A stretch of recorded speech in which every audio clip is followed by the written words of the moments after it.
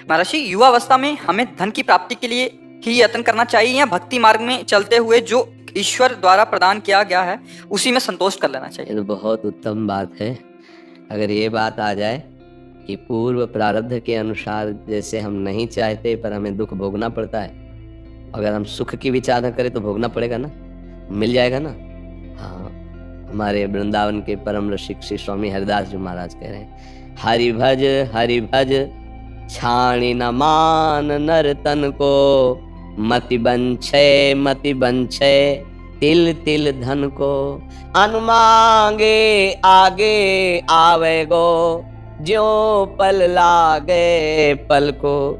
स्वामी जी महाराज कह रहे हैं, मति बंछे रे तिल तिल धन को। क्यों सोच रहा है? कोई सोचता है मुझे दुख मिले, बलात् भोगना पड़ता है, क्योंकि प्रारब्ध है अशुभ कर्मों का। तो शुभ कर्मों का जब फल आएगा तो सुख सुविधा उन्नति इसका सब विधान बन जाएगा। आप तो ये बहुत बढ़िया होगा अगर ऐसा मान ले, जैसे दूसरी बात कही, जथा लाभ संतोष सदा, काहू सो कछु न चाहूंगा, प्रभु से भी कुछ नहीं चाहूंगा।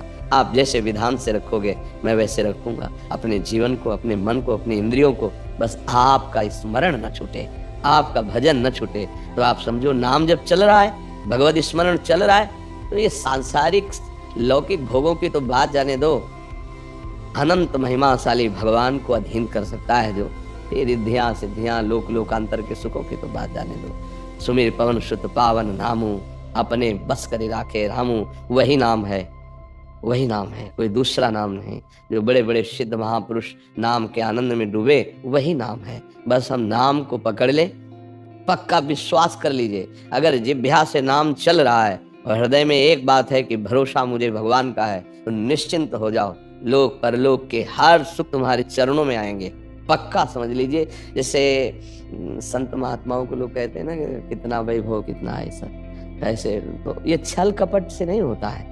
जब उन्होंने चित्त को भगवान में जोड़ दिया तो दुनिया का वैभव उनके चरणों में लुटने लगा। अगर दुनिया का मालिक अधीन हो जाता है तो माया कृत वस्तुओं की क्या बात है।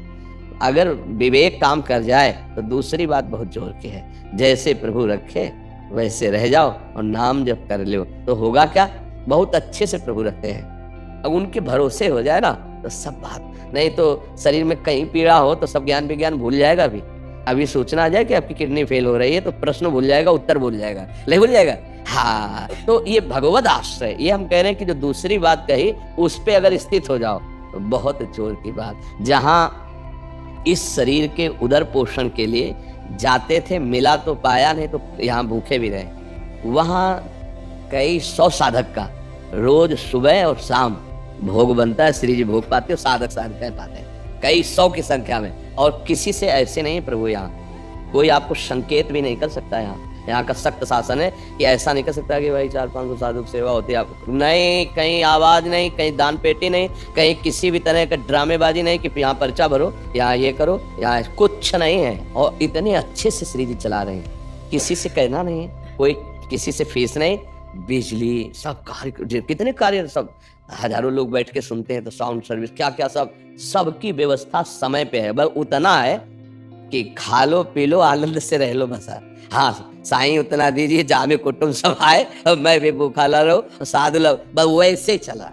जहां जिस समय जो आवश्यकता होती है वो उतना ही प्रभु भेज देते हो, वैसी व्यवस्था प्रभु चल जाती है। तो हमें लगता है अगर प्रभु के भरोसे रहे, अपने उदाहरण से समझ में आता है, प्रभु के भरोसे रहे तो सबका निर्वाह वो करते हैं, सबका निर्वाह करते हैं। बिल्कुल वो ऐसे अनंत माताओं जैसा प्यार, बस हम समर्पित हो जाएं। देखो आज भी भगवान का प्यार आपके ऊपर है, पर अहम होने के कारण मैं करता हूँ, मैंने किया, मैं ऐसा कर सकता हूँ, तो ये पर्दा है, इसलिए तुम उनको झांक भी नहीं सकते। और अगर ये अहम समर्पित हो जाए तो आप ऐसे देखोगे कि हर समय प्रभु हैं, वही करवा रहे, हर व्यवस्था, हर सोच, हर क्रिया बहुत आनंदमय हो जाएगी। वो जैसे अर्जुन की घोड़ों की बागडोर पकड़ ली ना, ऐसे मन और इंद्रियों की बागडोर पकड़ लेंगे प्रभु, शरणागत हो जाए, हृदय से हो जाए। और देखो एक दिन यहाँ से चलना है, यहाँ का जितना वैभव है ये शरीर भी यही छूट जाना है। अगर भजन ना हुआ, भगवान का चिंतन ना हुआ तो साथ जाएगा क्या। इसलिए बड़े भाग्यशाली है, जैसी परिस्थिति उसको सह लो और राधा राधा राधा राधा राधा भगवान नाम जप करते हुए जीवन व्यतीत करो तो भगवान की प्राप्ति हो जाएगी, ये पक्का समझ लो। और अगर चाह करोगे धन की तो मिल जाएगा, महालक्ष्मी पति हमारे प्रभु हैं, आप उनका नाम जप करो, धन भी मिल जाएगा। अरे भगवान की तरफ चले तो परमानंद की बाढ़ आने लगती है। भजन तो बहुत बड़ी बात है। ध्रुव जी ने जब पिता की गोद में बैठना चाहा तो सुरुचि माता जो थी उनके मन में अच्छा नहीं लगा कि ये सुनीति का बेटा, सौत का बेटा और मेरे सामने राज सिंहासन में विराजमान महाराज की गोद में बैठे, झिड़क दिया और कहा तू इस लायक नहीं, जा पहले तप करो, मेरे गर्भ से प्रकट हो, फिर सिंहासन में बैठने लायक होगा। माता सुनीति से रोक कर बोले। माता ने कहा बेटा ठीक ही कहा है, क्योंकि महाराज मुझे इस समय दासी भी नहीं मानते, पत्नी की तो बात क्या, क्योंकि सुरुचि में आसक्त थे। इसलिए बेटा तू नारायण का भजन कर, वही तुझे जो चाहोगे पूरा। निकल पड़े। 5 वर्ष के बाद आ गए देवर्षि नारद जी। बेटा किस लिए तुम जा रहे हो? देखो समझना, अभी भजन नहीं हुआ, किस लिए जा रहे हो? ऐसा ऐसा ऐसा। अरे अभी चल के उत्तानपाद महाराज को आदेश करूंगा, पूरे सिंहासन का उत्तराधिकारी अभी इसी क्षण। ध्रुव जी को लगा अभी तो भजन भी शुरू नहीं किया और उत्तराधिकारी बुलाने की बात आ गई। जहाँ गोद में बैठने नहीं दिया गया, उस सिंहासन में बैठने की बात। तो उनका नहीं महाराज, मैं क्षत्रिय राजकुमार हूँ, एक बार निश्चय जो कर लिया अब कर लिया, अब वापस नहीं लौटूंगा। तो उनका जंगल में बहुत भय है, सिंह, चीता, राक्षस जन, मच्छर, क्या क्या परेशान। तुम राज बोले महाराज ना प्रलोभन और ना भय, इनसे मैं डिगने वाला नहीं हूँ। तो चेला पक्का तो गुरु मंत्र दे दिया है और भगवान का साक्षात्कार 6 महीने में कर लिया। गुरु कृपा से 6 महीने में ध्रुव जी ने भगवत साक्ष और वो पद प्राप्त किया जो आज तक किसी ने नहीं प्राप्त किया, अटल पद भी प्राप्त। तो अगर चाह करे तो फिर अन्य प्रलोभन और अन्य भयों में ना फंसे, तो जो चाहेगा वो भगवान दे देंगे, पक्का समझ लो। हम लोग फिसड्डी हैं, फिसल जाते हैं। दृढ़ विश्वास नहीं हो रहा। हाँ, जैसे महान सुख प्राप्ति के लिए चले आप, तो अब अल्प सुख में आपको सौदा नहीं करना है। अगर सिंहासन में बैठने की बात में सौदा हो जाता तो अटल पदवी नहीं मिलती। तो भूमा सुख का, भगवत सुख का, भगवत कृपा पात्र कभी सौदेबाजी में नहीं फंसता। माया सौदा करती है, ये भोग लो, ये ले लो, ये देख लो, ये सूंघ लो, ये छू लो, ये बन जाओ, ये उपाधि ले लो। उपासक नहीं, न पारमेष्ठम न महेंद्रधिष्णम न सार्वभौमम न रसाधिपत्यम न योग सिद्धि अपुनर्भवम। नहीं चाहिए मुझे, मेरे प्रभु का भजन चिंतन और उनके द्वारा दी हुई व्यवस्था चाहिए, माया के द्वारा नहीं। भले तो रघुवर ते बने और बिगड़े तो भरपूर, तुलसी और अंते बले ताबली में पेदू। ये निष्ठावान महान सुख का भोक्ता बनता है। ये अल्प सुखों में फंसे हुए अपने लोग हैं। इसलिए पहले देखो, जब कोई ऋषि मुनि तपस्या करते थे ना, तो बड़ी दिव्यताएं आती थी उनको गिराने के लिए, दिव्य अप्सरा, ऐसी रिद्धियां सिद्धियां। तो अब जैसे ये है कि अब नहीं आती है, तो उतना हम लोग चढ़ ही नहीं पाते हैं, पहले ही फिसल जाते। अगर 100 रुपए में राजी हो गए तो करोड़ की चेक देने की जरूरत क्या है कि नहीं? तो हम लोग यही मृत्यु लोक के भोगों में फिसल गए।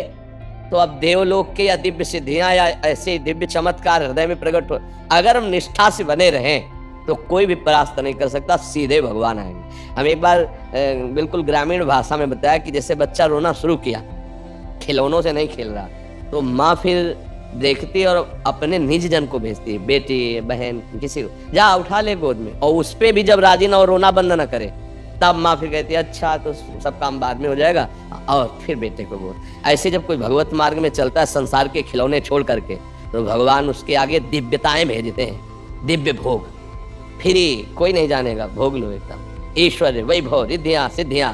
पर वो रोना बंद न करे, किसी खिलौने में राजी न हो, किसी की गोद में न चढ़े, उपाधि कोई स्वीकार न करे, तब वो विवश होकर फिर भगवान उसको ऐसे फिर उसे स्वीकार करते। बहुत सुंदर विचार है। पहला वाला तो ठीक कम है, दूसरा वाला बहुत जोर का है कि हमें जैसे रखोगे वैसे हम रहेंगे, तो बहुत अच्छे से रखेंगे। ये हमारा निर्णय, सब संतों का अनुभव। भगवान कदम कदम पर के उनकी सुरक्षा व्यवस्था सबकी करते, और आप लोगों की भी करते हैं, पर आप इसलिए नहीं समझ पाते कि कर्ता भाव में है।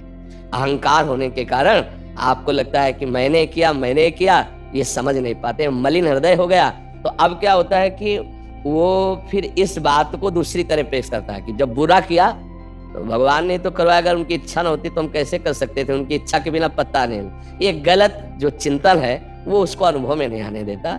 नहीं तो सच्ची बताए, अगर आप शरणागत हो जाओ तो आनंद की वर्षा भगवान कर देते हैं। बस जितनी शरणागति में कमी है उतना ही हम दुखी सुखी होने लगते हैं। नहीं तो उनकी कृपा को देखोगे तो घोर दुख में भी आपको विशेष सुख वाली कृपा दिखाई देगी। माता कुंती ने इसीलिए भगवान जब चले तो यही मांगा कि कदम कदम पर हमें विपत्ति प्रदान करो, दुख प्रदान करो। क्यों? क्योंकि दुख में तुम हमारी तरफ भाग के आ रहे थे और सुख आया तो तुम पीठ दिखा के द्वारिका जा रहे हो। ऐसा सुख नहीं चाहिए, हमें वो दुख चाहिए जिसमें आपको पुकारूं और आप दौड़ते नजर आए। इसलिए आनंदित रहो, दुख को सहना सीखो। सुख में भूलो नहीं और दुख में भूलो नहीं।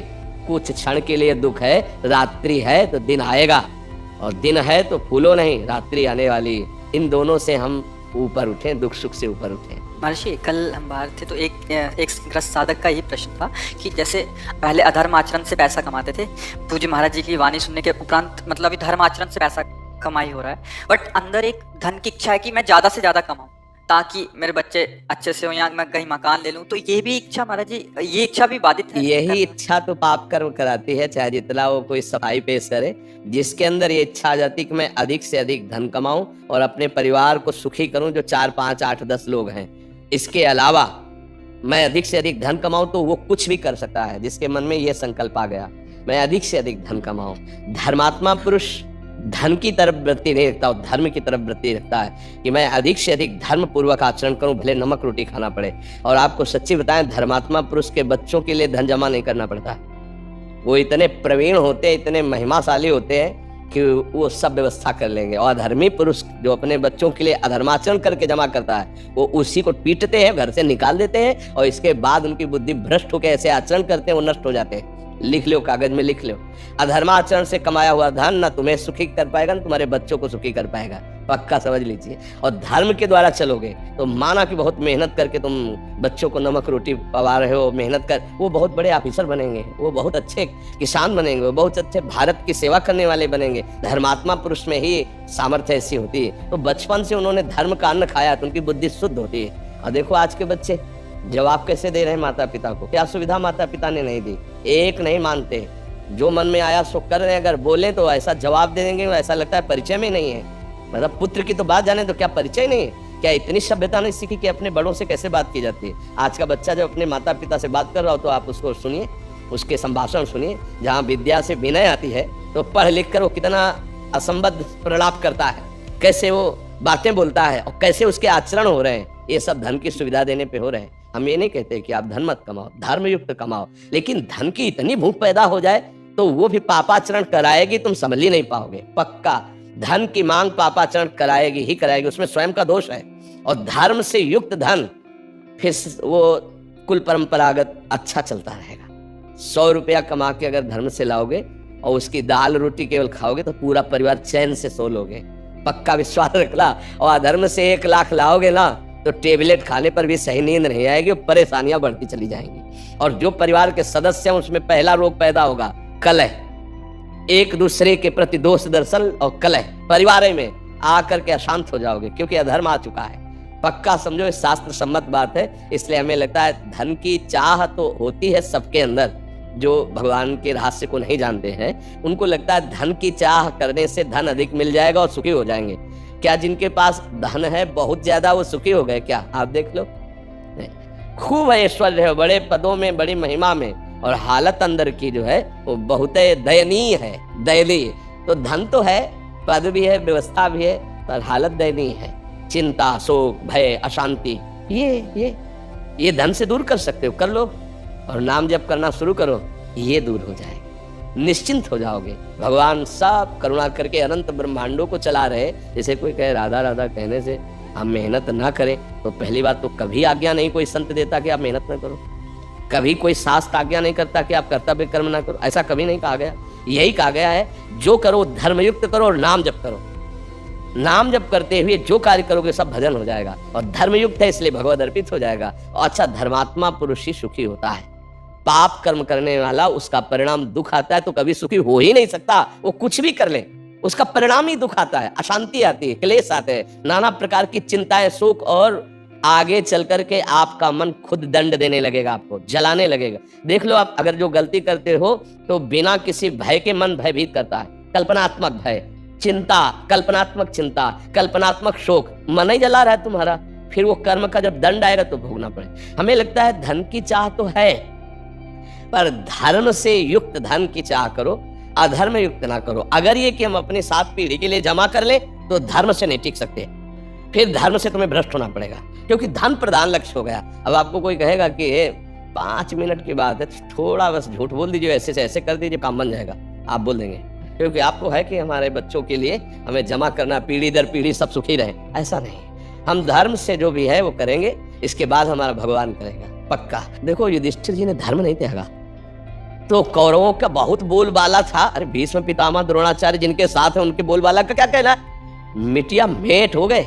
नहीं, द्रोणाचार्य का भी गला कटा, भीष्म जी भी 6 महीना सरसैया पे पड़े रहे, और कौरवों का तो विनाश हो ही गया। हमें लगता है अधर्म से तो कभी सुख मिल नहीं सकता, शास्त्र सम्मत धर्म युक्त चला जाए। तो गुरुदेव व्यापार से जो कमाया हुआ धन होता है वो उसमें आता है क्या? नहीं, व्यापार तो हमारा व्यापार है, पर उसमें बेईमानी और झूठ कपट नहीं मिलाना चाहिए। जैसे मानो कपड़ा का व्यापार है, अब सबको ये जानता है कि मुनाफे के लिए हमारा नौकर थोड़ी को कहीं से कपड़ा ला के तुम्हें फ्री दे दे। अरे वो लेबर रखे हैं, दुकान का किराया है, बिजली है, तो इसका मतलब मुनाफा लेगा। तो आपको बोलना है भाई 100 का लाए जैसे आप, तो आपको बोलना है 25 रुपये मुनाफा मीटर में लेना, तो 125 रुपया मीटर है, ये लेना है, लीजिए चले जाए। नहीं वैसे ऐसे और वैसे कुछ नहीं, 125 रुपया मीटर कपड़ा बढ़िया, 25 रुपया मुनाफा, 100 रुपया मीटर लाए, 125 रुपया मीटर बेच रहे हो, धर्म है आपका। अब इसमें झूठ, यार तुमसे कसम से कहते हैं 150 रुपया मीटर का है ये, तुम यार अपने हो 140 दे दो, फ्रॉड एकदम, झूठ क्यों बोल रहे? अब ये जो पैसा आएगा, अब ये झूठ वाला आएगा और तुम्हारी बुद्धि भ्रष्ट, कसम क्यों खाई, झूठ क्यों बोला? ईमानदारी से अगर तुमको लगता है कि सब पूरा सिस्टम जो चल रहा है तो हम 1 मीटर में 40 रुपया लेंगे, तो आप 140 सीधे बोल दो, 5 रुपया कम मत करो, 5 रुपया बढ़ाओ मत, झूठ मत बोलो, क्योंकि सबको ही जानता है व्यापार प्रॉफिट के लिए किया जाता है। व्यापारी जो व्यापार कर रहा है उसके बहुत से खर्चे हैं, बहुत सा परिवार पोषण करना है, तो इसी से कर रहा है वो। अगर वो जितने का लाया उतने का दे देगा तो कैसे काम चलेगा? तो झूठ नहीं बोलना, सबको पता है मुनाफा लेगा, तो जितना हम निश्चय किया है धर्मयुक्त, कुछ राजकीय विभाग की भी मर्यादाएं हैं कि आप इस सामान को इतना बेच सकते हैं, तो आप उतना लगा दीजिए कर, और उतना उसके हिसाब से बेचे। कोई व्यापार में नहीं, कहीं भी नहीं। अब वो मांग रहा है 1 किलो, आप दे रहे हो 950 ग्राम, कोई सिस्टम कम करके ऐसे, या आप उसकी कीमत जो असली है उससे बहुत ज्यादा करके और झूठ बोल करके, नहीं कि ऐसे, ये नहीं होना चाहिए। कौन सा व्यापार झूठ बोलवाता है? आप केवल झूठ का आश्रय लिए इसलिए, नहीं तो सत्य है। कितनी ऐसी दुकानें जिनमें फिक्स दाम है, आपको लेना लीजिए, नहीं लेना चले जाइए। तो झूठ कपट का व्यवहार करके अगर एकत्रित करे तो व्यापार वो दोषित है, और अगर सत्य पे चले तो व्यापार सही, क्योंकि मुनाफा तो लेगा ही, कोई तुम्हारे नौकर थोड़ी है, वो तो अपने परिवार का पोषण करने के लिए बैठा, मुनाफे के लिए बैठा है, तो कसम क्यों खाए? यार कसम से बचता नहीं है, पर आप जो है आप इतने कैसे नहीं बोलते लोग। हाँ वो व्यापार दोषित है, ये व्यापार सत्य पे चले।